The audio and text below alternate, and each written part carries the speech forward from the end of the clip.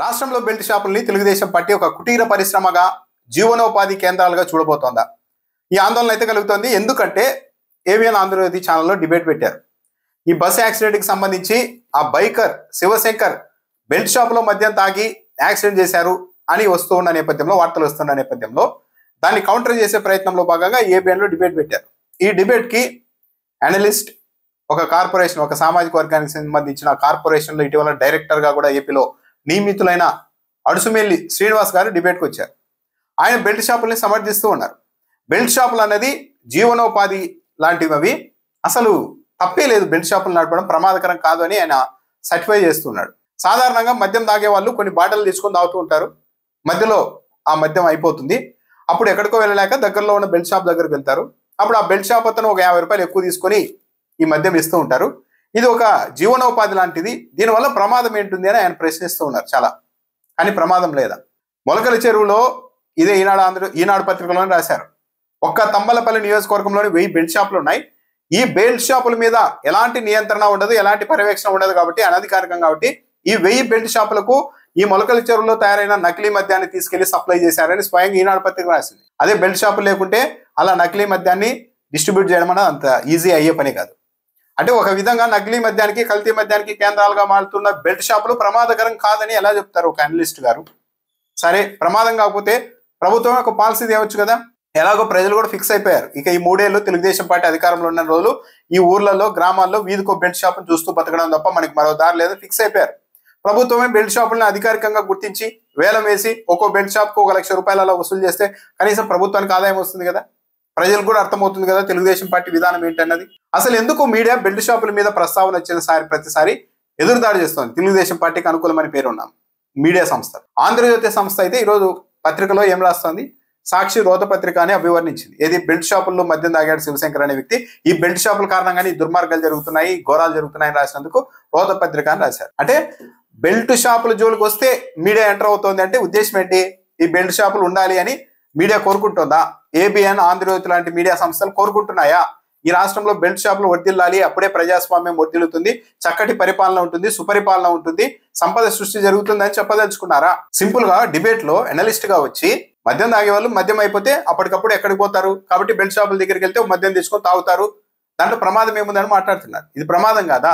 మద్యం అందుబాటులో లేకుంటే ఒక సీసా తాగేసి, ఒక వాటర్ ఏదో తాగేసి అది అయిపోయిన తర్వాత సైలెంట్గా ఉంటారు. కానీ వీధి చివరే మన ఊర్లోనే 3-4 బెల్ట్ షాపులు ఉంటే ఈ తాగే వాళ్ళు మళ్ళీ వెళ్ళి పదే వెళ్ళి తాగి కొనుక్కుంటూ ఉన్నారంటే వాళ్ళ ఆరోగ్యం ఏమైపోవాలి, వాళ్ళ ఆర్థిక పరిస్థితి ఏమైపోవాలి, వాళ్ళ కుటుంబాలు ఏమైపోవాలి? ఇది ప్రమాదకరం కాదు అని ఎలా చెప్తారు? ఒక సీసా తాగే వ్యక్తి 3-4 సీసాలు తాగితే అది ప్రమాదం కాదా? మొత్తం గ్రామాల మీద మొత్తానికి చెప్పాలంటే సామూహికంగా గ్రామాల్ని నాశనం చేసే వ్యవస్థలు కాదా ఇవి? చంద్రబాబు నాయుడు గారు పదే వ్యవస్థల గురించి గతంలో మాట్లాడేవారు. ఏరే ప్రభుత్వాలు ఉంటే వ్యవస్థల్ని నాశనం చేశారని మాట్లాడేవారు. మరి బెల్ట్ షాపులు, తంబలపల్లి నియోజకవర్గంలో 1000 బెల్ట్ షాపులు ఉన్నాయని ఈనాడు రాసిందంటే ఆ లెక్కను చూసుకుంటే 1,75,000 ఉండాలి. సరే, తక్కువ అనుకున్నా 1,00,000కు పైగా బెల్ట్ షాపులు ఉన్నాయి కదా. తెలుగుదేశం పార్టీ ఎమ్మెల్యేలు కూడా దీన్ని చెప్తున్నారు కదా, మా నియోజకవర్గాల్లో బెల్ట్ షాపులు ఉన్నాయని. కానీ ఆ బెల్ట్ షాపులను ఎందుకు నిరోధించడం లేదు? దానిని ఇప్పుడు ఉపాధి కేంద్రాలుగా ముద్ర చేసి ఒక యాక్సెప్టెన్స్ తెచ్చే ప్రయత్నం ఎందుకు చేస్తుంది తెలుగుదేశం పార్టీ మీడియా?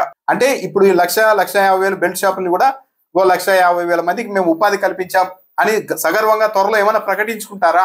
కర్నూలు దగ్గర బస్సు యాక్సిడెంట్ కి కారణమైన శివశంకర్ అనే వ్యక్తి చివరిగా 8:30కు 8:20కి మద్యం కొనుగోలు చేశారు. అది కూడా లైసెన్స్డ్ మద్యం దుకాణంలోనే కొనుగోలు చేశారని పోలీసులు చెప్తున్నారు, ప్రభుత్వం చెప్తోంది.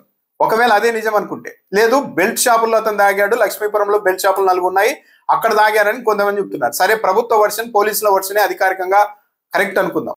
ఆఖరిగా 8:30కి 8:20కి 8:30కి అతను మద్యం తాగి ఉంటే యాక్సిడెంట్ జరిగింది 2:30-2:40 సమయంలో అయితే, అంటే 6-7 గంటల పాటు అతడికి ఆ మత్తు ఉంది. అంటే ఆ అబ్బాయికి ఏం మందది?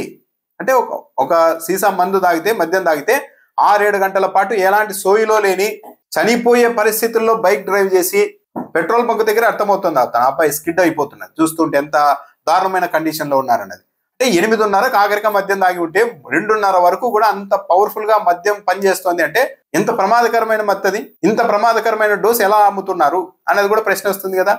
సరే, తొలుత సాక్షి పత్రికలో ఇతడు బెల్ట్ షాప్ లో మద్యం తాగాడు అని రాసే వరకు డిఐజీ కోయ ప్రవీణ్ గారు కూడా అసలు వాళ్ళు మద్యమే తాగలేదు, ఒక డాబాలో భోజనం చేశారు మిత్రులు 2 అని చెప్పారు. ఎప్పుడైతే సాక్షిలో లేదు ఇది బెల్ట్ షాప్, లో మద్యం తాగారు అనగానే లేదు లేదు బెల్ట్ షాపులో కాదు, లైసెన్స్డ్ మద్యం దుకాణంలోనే మద్యం తాగారు అంటూ సీసీ ఫుటేజ్ను విడుదల చేశారు. అంటే ఇప్పుడు ఇంకా ఏకంగా 6-7 గంటల పాటు ఈ మత్తు ఎలా ఉంది, ఎక్కడి నుండి ఈ మద్యం వచ్చింది అన్నప్పుడు ఇంకో కథనం ఏమన్నా చెప్తాదా ప్రభుత్వం. సో మొత్తం మీద చూస్తూ ఉంటే తెలుగుదేశం పార్టీ, రాష్ట్ర ప్రభుత్వం, తెలుగుదేశం పార్టీకి అనుకూలమైన పేరున్న మీడియా బెల్ట్ షాపుల విషయంలో ఇక వెనక్కి తగ్గే పరిస్థితులు కనిపించడం లేదు. బెల్ట్ షాపులు ప్రమాదకరం కాదు, అవి ఒక కొంతమందికి జీవనోపాధి కల్పిస్తాయి, లక్షల మందికి అని వాదించే స్థితికి వచ్చారంటే ఎట్టి పరిస్థితుల్లోనూ వీటిని ఎరికేసుకురావాలని డిసైడ్ అయినట్టుగానే ఉన్నారు. లేకుంటే మీడియా ఇంత దూరం ఎందుకు వెళ్తుంది అంటే తెలుగుదేశం పార్టీ కార్యకర్తలు, నాయకుల చేతుల్లో ఉన్నాయి కాబట్టి, వాళ్ళు గ్రామ గ్రామాన, వీధి వీధిన ఆర్థికంగా బలోపేతం కావాలి కాబట్టి ఈ బెల్ట్ షాపులు ఉండాలి. అప్పుడే తెలుగుదేశం పార్టీ వ్యవస్థ ఇదేనా, క్యాడర్ బేస్ పార్టీని బలోపేతం చేసుకోవడం అంటే ఇదేనా? మరి బెల్ట్ షాపులు పెట్టి దానివల్ల ఆదాయం వచ్చేలా చేసి పార్టీని బలోపేతం చేసుకోవాలి, పార్టీ నాయకుల్ని, కార్యకర్తల్ని బలోపేతం చేసుకోవాలి అన్నదే చంద్రబాబు నాయుడు గారి ఆలోచన. సాధారణంగా అయితే ఎక్సైజ్ అధికారులు ఎక్కడెక్కడ బెల్ట్ షాపులు ఉన్నాయి గుర్తించి వాటికి చర్యలు తీసుకునేవాళ్ళు. కానీ వాళ్ళు అసలు మాట్లాడడం లేదు అధికారులను కూడా. అంటే కారణం ఏంటి? చంద్రబాబు నాయుడు గారే స్వయంగా ఇది పొలిటికల్ గవర్నెన్స్, తెలుగుదేశం పార్టీ కార్యకర్తలు, నాయకుల జోలికి వస్తే తీవ్ర పరిణామాలు ఉంటాయని స్వయంగా అధికారులను హెచ్చరించారు బహిరంగంగా, మీడియా ముఖంగానే. ఆ తర్వాత ఈ పరిస్థితులన్నీ బయలుదేరాయి. ఈరోజు మా నియోజకవర్గాల్లో గంజాయి అమ్ముతున్నారు, రేషన్ అమ్ముతున్నారు, ఇసుక మాఫియాలు నడుస్తున్నాయని స్వయంగా తెలుగుదేశం పార్టీ ఎమ్మెల్యేలు చెప్తున్నా చంద్రబాబు నాయుడు గారు సైలెంట్గా ఉంటున్నారు. మీడియా మాత్రం అసలు చంద్రబాబు నాయుడు గారికి ఏమీ తెలియవు, ఇవన్నీ ఏదో కింద వాళ్ళు చేస్తూ ఉన్నారు అన్నట్టుగా చంద్రబాబు నాయుడు వరకు ఎలాంటి నింద పడకుండా కవర్ చేసే ప్రయత్నం చేస్తున్నారు. కానీ ఇక్కడ గమనించాల్సింది ఏంటంటే ఈ రాష్ట్ర ప్రజలు చంద్రబాబు నాయుడు గారిని ఎన్నుకున్నది కేవలం పరిపాలన ఒకటి చేయమని కాదు. ఇలాంటివి నడుస్తూ ఉంటే, మాఫియాలు నడుస్తూ ఉంటే, అక్రమ మద్యం నడుస్తూ ఉంటే, బెల్ట్ షాపులు నడుస్తూ ఉంటే వీటన్నింటినీ కూడా కట్టడి చేయాల్సిన బాధ్యత చంద్రబాబు నాయుడు గారి మీదే ఉంటుంది. పరిపాలన కోసం ఒకరిని, ఇలా మాఫియాలు, అవినీతి నడుస్తూ ఉంటే వాటిని కట్టడి చేయడానికి ఇంకొకరిని ముఖ్యమంత్రిగా ఎన్నుకోలేదు. ఇవన్నీ చంద్రబాబు నాయుడు గారే కంట్రోల్ చేయాలి. కానీ ఆయనకు చేసే ఉద్దేశాలు కూడా లేవన్నది కూడా జరుగుతున్న పరిణామాలు బట్టి అర్థమవుతుంది. ఇప్పటికి 6-7 సార్లు హద్దులు దాటుతున్న ఎమ్మెల్యేల మీద సీరియస్ అయ్యారు చంద్రబాబు నాయుడు గారు అన్నారు. కానీ ఒక్క ఎమ్మెల్యే మీద కూడా చర్యలు లేవు. ఒక్క ఎమ్మెల్యే కూడా మళ్ళీ హద్దుల్లోనికి వచ్చారు చంద్రబాబు నాయుడు గారు వార్నింగ్ తర్వాత అన్న పరిస్థితి లేదు. రోజుకొకరు బయటకు వస్తున్నారు, వారానికి ఒకరు, నెలకొకరు బయటకు వచ్చి మాట్లాడుతున్నారు, పేకాటల గురించి మాట్లాడుతున్నారు. డిప్యూటీ సీఎం గారు రాష్ట్ర వ్యాప్తంగా జూద కేంద్రాలు నడుస్తున్నట్టు మాకు ఫిర్యాదులు వస్తున్నాయని చెప్పి స్వయంగా డీజీపీ గారిని రిపోర్ట్ అడిగారు. భీమవరంలో పేకాట శిబిరాలకు సంబంధించి ఒక డిఎస్పీ కేంద్రంగా పెద్ద రచన నడుస్తుంది.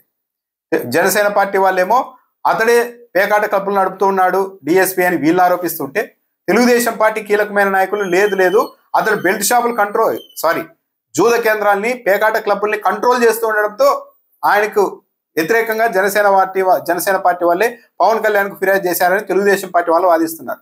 అంటే జరగకూడనివన్నీ జరుగుతూ ఉన్నాయి. పబ్లిక్ గా తెలుగుదేశం పార్టీ కూటమి నాయకులు కూడా ప్రత్యక్షంగా, పరోక్షంగా సందర్భాన్ని బట్టి ధృవీకరిస్తున్నారు.